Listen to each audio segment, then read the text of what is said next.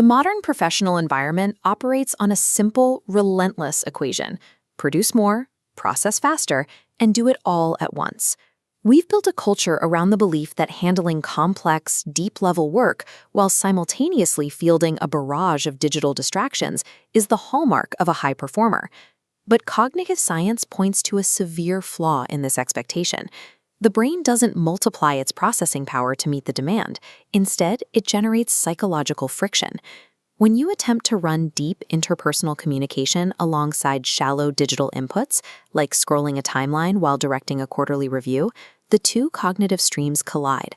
The immediate outward symptoms are easy to spot: a dropped conversational thread, a delayed response, clumsy data entry, and visible frustration from colleagues. Attempting to divide your attention doesn't double your output. It acts as a self-sabotaging trap that ensures every task you touch suffers a measurable drop in quality. To see why this breakdown occurs, we have to look past outward behavior and examine the biological architecture of the human brain under load. The prefrontal cortex is incapable of running parallel processing for complex thoughts. Instead of multitasking, it engages in rapid task switching. Forcing your neural network to constantly sever and reestablish these connections requires a massive expenditure of glucose and oxygen. This metabolic drain leads to acute cognitive exhaustion. Within minutes, the capacity to encode new data into working memory evaporates. Externally, this translates to compromised executive function. The nuance required for complex problem-solving simply isn't available when the brain is struggling just to keep the lights on. By forcing the mind to process everything simultaneously at the micro level, you guarantee that nothing of value is actually accomplished. Now multiply that isolated cognitive failure across an entire team, specifically when the person rapid task switching is sitting at the head of the table. When a leader chooses to prioritize an incoming message over the people physically present in the room, they are making an implicit psychological calculation about where value resides. The collateral damage to the group is immediate. The foundation of effective teamwork, psychological safety, begins to erode the moment a team realizes they are competing with a glowing rectangle for eye contact. This divided attention acts as a stark negative signal.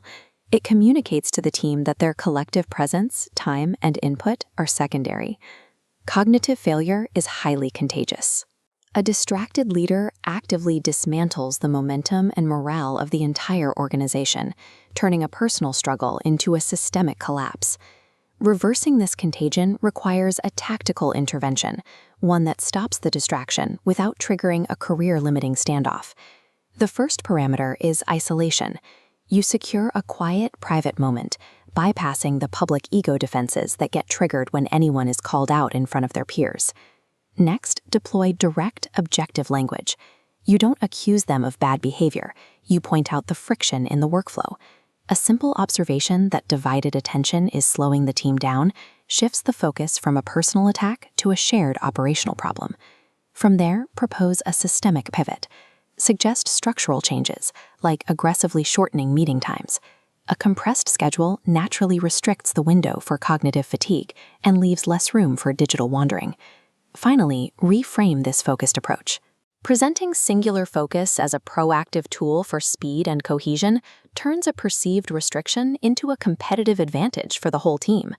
Human attention is a finite, highly vulnerable biological resource.